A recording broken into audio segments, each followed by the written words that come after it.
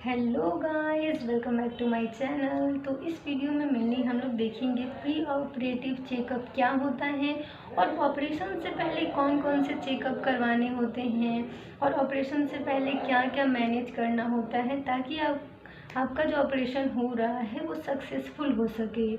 ऐसा भी हो सकता है कि कुछ भी चेक ना किया जाए, बस ऐसे ही ऑपरेशन रूम में ले जाके और ऑपरेशन कर दिया जाए। लेकिन इसका जो सक्सेस होने का रेट है, यानी आपका जो भी बीमारी है उसे ठीक होने का रेट जो है वो बहुत कम हो जाएगा। हो सकता है कि ऑपरेशन तो कर दिया जाए, ऑपरेशन के दौरान कुछ कॉम्प्लिकेशंस आ जाए, कुछ दिक्कतें आ जाए, ऑपरेशन के बाद कुछ दिक्कत आ जाए। इसीलिए प्री ऑपरेटिव चेकअप असेसमेंट बहुत ज़्यादा ही ज़रूरी है। तो हम लोग अब समझते हैं कि किन 5-6 बातों को ध्यान में रखना होता है ऑपरेशन करने के पहले, ताकि पेशेंट जो भी मरीज है वो सही सलामत रहे और उसकी ऑपरेशन भी सही से हो जाए। तो उसमें सबसे पहला हमारा होता है कि उनका जो साइको सोशल असेसमेंट है, यानी दिमाग स्टेबल किया जाए। ठीक है, उन्हें ये इंश्योर किया जाए कि उन्हें ऑपरेशन के बाद कोई दिक्कत नहीं होगी और उनकी ऑपरेशन जो है वो भी सही सलामत सही तरीके से कर दी जाएगी। ठीक है, उन्हें इंश्योर करना होगा और उनका फिटनेस चेक करना होगा।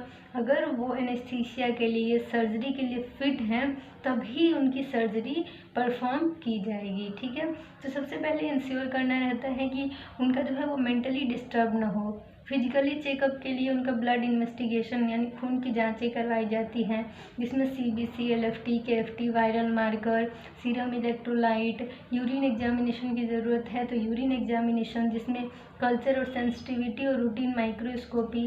तो बहुत सारे टेस्ट इस तरह से करवा लिए जाते हैं जिससे कि उनका फिजिकल एग्जामिनेशन हो सके, ब्लड इन्वेस्टिगेशन हो सके, अल्ट्रासाउंड करवा लिया जाता है, एक्सरे की ज़रूरत है तो एक्सरे, CT स्कैन की ज़रूरत है तो CT स्कैन, MRI की ज़रूरत है तो MRI, यानी उनके अच्छे से सारे डायग्नोसिस करवा ली जाती हैं और वो सारे रिपोर्ट्स देखे जाते हैं। जब उनका ब्लड में सारा अगर नॉर्मल है तब जाके परफॉर्म की जाएगी उनकी सर्जरी। तो पहला इन्वेस्टिगेशन करवाते हैं, ब्लड इन्वेस्टिगेशन, ECG करवा लिया जाएगा, उनका जो है x-ray, CT scan, MRI, ultrasound जो भी ज़रूरत है वो सब करवा लेंगे। फिर उनका जो है हमको मेंटली फिट करेंगे, फिजिकली फिट करेंगे। फिजिकली उनका फिटनेस देखने के लिए वाइटल चार्टिंग करते रहते हैं। वाइटल यानी ब्लड प्रेशर देखना है, पल्स रेट यानी हार्ट रेट देखते रहना है, टेम्परेचर कितना है उनके बॉडी का, उनके बॉडी में ऑक्सीजन सैचुरेशन यानी SpO2 का लेवल क्या है, तो सब कुछ चेक करते रहना है ताकि पेशेंट जो है वो फिजिकली भी फिट हो, ताकि सर्जरी के टाइम पे कोई भी कॉम्प्लिकेशन ना आए। तो वाइटल मॉनिटरिंग करेंगे, उनको एसेस करेंगे, उनको मेंटली जो है वो उनको सराहेंगे कि हाँ आपकी सर्जरी अच्छे से हो जाएगी, आप टेंशन मत लीजिए, अपनी BP मत बढ़ाइए। तो उनको जो है इंश्योर करेंगे, उनको समझाएंगे। और अगर उनको कोई फाइनेंशियली दिक्कत है, आर्थिक दिक्कत है, तो उसके लिए भी इंश्योर करेंगे कि सबसे पहले आपकी जो है हेल्थ है। अगर हेल्थ अच्छा रहेगा तो बहुत सारे पैसे आप अपनी ज़िंदगी में कमा सकते हैं।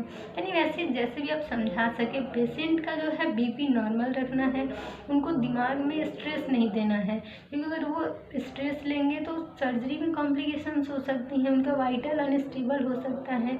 अगर वाइटल अनस्टेबल हो तो सर्जरी पोस्टपोन कर दी जाती है। तो सबसे पहले वाइटल स्टेबल होने चाहिए, इसके लिए वाइटल मॉनिटरिंग की जाती है। फिर आपका दूसरा है कि एलर्जी टेस्टिंग की जाएगी, जिसमें कि लिग्नोकेन, अगर लोकल में हो रहा है तो लिग्नोकेन का एलर्जी टेस्टिंग करेंगे। ठीक है, लिग्नोकेन सेंसिटिविटी टेस्ट, टेटनस का टेस्ट कर लेंगे, टेटनस टॉक्सॉइड का। ठीक है, तो ऐसे ही कुछ एलर्जी टेस्टिंग कर लेते हैं। उसके बाद हमारा होता है कि पेशेंट को नील पर ओरल रखा जाता है। ऑपरेशन से 8-10 घंटे 12 घंटे पहले उनको खाने से मना करते हैं। अगर पेशेंट को GA में, जनरल एनेस्थीसिया में अगर सर्जरी उनकी परफॉर्म होनी है तो ऑपरेशन से पहले पेशेंट को 8 से 12 घंटे पहले कुछ भी खाना नहीं होता है। अगर एनेस्थीसिया स्पाइनल, एपिड्यूरल या फिर जनरल एनेस्थीसिया दिया जा रहा है तो उन्हें खाने से सख्त मना किया जाता है, क्योंकि उससे एस्पिरेट होने के चांसेस होती हैं। तो पेशेंट को नील पर ओरल रखा जाता है, यानी मुंह से उन्हें कुछ भी नहीं खाना है, एकदम नो। ठीक है, तो नील पर ओरल रख दिए कितने, तो 8 से 12 घंटे पहले। और राइस ट्यूब इंसर्ट कर देते हैं नाक से, ठीक है। नाक से ट्यूब डाली जाती है पेट में, जिसके थ्रू जो भी मेडिकेशन करना है, जो भी उनको डाइट फॉलो करवाना है, वो सब उससे हो जाता है, ठीक है। तो नील पर ओरल दूसरा हो गया, ठीक है। पेशेंट को नील पर ओरल रखना है, यानी कुछ भी खाने नहीं देना है 8 से 12 घंटे पहले। सर्जरी का डेट मान के चलिए कल है 15 फरवरी, तो 14 फरवरी से उनको शाम से कुछ भी खाना नहीं है, ठीक है। तो अब हमारे नेक्स्ट स्टेज के बाद हमने 3 बातों को देखा। वाइटल मॉनिटरिंग करेंगे, एलर्जी टेस्टिंग करेंगे, तीसरा नील पर ओरल रखेंगे, यानी भूखे रखेंगे पेशेंट को, कुछ भी खाना पीना नहीं, एकदम नो नो, ठीक है। उसके बाद आईवी फ्लूइड एडमिनिस्ट्रेशन करते हैं, यानी कि पेशेंट कुछ ले नहीं रहा है तो उनके बॉडी में इलेक्ट्रोलाइट का बैलेंस भी देखना है, यानी अगर इलेक्ट्रोलाइट इम्बैलेंस है तो इलेक्ट्रोलाइट को बैलेंस करने के लिए, एनर्जी देने के लिए उनके बॉडी में क्या किया जाता है कि फ्लूइड एडमिनिस्टर किया जाता है, यानी पेशेंट को फ्लूइड एडमिनिस्टर किया जाएगा। तो यहाँ पे आईवी फ्लूइड एडमिनिस्ट्रेशन करते हैं ताकि जो भी फ्लूइड और इलेक्ट्रोलाइट का बैलेंस है बॉडी में वो मेंटेन रहे। उसके बाद होता है कि हम लोग ब्लड इन्वेस्टिगेशन करवाते हैं, ईसीजी करवाते हैं, ताकि पता चले कि पेशेंट के बॉडी में ब्लड का लेवल क्या है, हीमोग्लोबिन कितना है, WBC वगैरह जो भी है सब कुछ कितने हैं।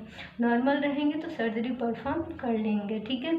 और जो होता है उनका एंटीबायोटिक दे दिया जाता है, क्योंकि उस पर क्या होता है, इंसिजन लगना होता है। इंसिजन यानी कि चीरा लगना होगा, यानी वहाँ पे कट लगाएंगे, उसके बाद ही तो सर्जरी परफॉर्म करते हैं। तो उसके लिए इन्फेक्शन को रोकने के लिए कुछ ऐसे माइक्रो ऑर्गेनिज्म होते हैं, पैथोजेंस होते हैं, जो कि अगर इंसिजन लगाते हैं तो वहाँ कितनी भी सफाई कर लें इस पोर्शन में, वो वहीं पे होते हैं, वो मरते नहीं हैं। तो इसीलिए इन्फेक्शन को रोकने के लिए आधे से 1 घंटे पहले, 30 से 60 मिनट पहले, सर्जरी के जस्ट 30 से 1 घंटे पहले एंटीबायोटिक दिया जाता है पेशेंट को, ठीक है। अगर एंटीबायोटिक दे दें तो इन्फेक्शन के चांसेस बहुत ही कम हो जाती हैं, ठीक है। क्योंकि अगर हम मान के चलिए मेरा यहाँ पे कुछ दिक्कत है या सर्जरी होने वाली है, तो हमने यहाँ पे बीटाडीन से, स्प्रिट से, सेवलॉन से सबसे क्लीन कर रखा है, ठीक है। ऐसे इस मोशन में क्लीन कर दिए, ठीक है, अंदर से बाहर की तरफ। क्लीन करने के बाद भी यहाँ पे कुछ ऐसे ऑर्गेनिज्म होते हैं, माइक्रो ऑर्गेनिज्म, जो कि रहते हैं, मरते नहीं हैं। तो इसीलिए यहाँ पे क्या करते हैं कि हम लोग इन्फेक्शन को रोकने के लिए पेशेंट को एंटीबायोटिक देते हैं। इसके बाद हमारा है कि यहाँ का मान के चलिए पे बहुत सारे हेयर्स हैं, तो पार्ट प्रिपरेशन करना ज़रूरी है। तो पार्ट प्रिपरेशन में यहाँ के हेयर्स को रिमूव कर दिया जाता है, ट्रिम कर दिया जाता है। यहाँ तो हेयर्स नहीं है, मान के चलिए पेट की सर्जरी हो रही है तो पेट में हेयर्स होते हैं, मेनली मेल में ज़्यादा होते हैं, तो उसको एकदम प्रिपेयर कर दिया जाता है ताकि इन्फेक्शन के चांसेस इससे भी होते हैं। और मान के चलिए वो हेयर्स जो है सर्जरी के टाइम में पेट के अंदर चला गया तो कुछ दिक्कतें हो सकती हैं।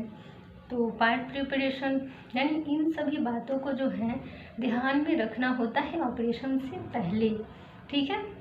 इसके बाद और भी कुछ चीज़ें, जैसे उनका हाइजीन मेंटेन करना, उनको अच्छे से नहला धुला कर अच्छे से फ्रेश से वो अपना जो है अच्छे से स्टूल वगैरह पास करके आएँ, सुबह में फ्रेश होके आएँ।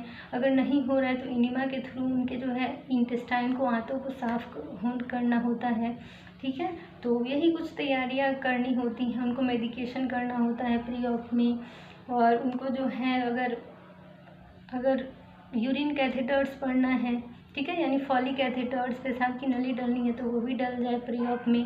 तो ऐसे कुछ प्रोसेस होते हैं प्री ऑप में, जो कि केयर प्रोवाइड किया जाता है ऑपरेशन से पहले पेशेंट को, ठीक है।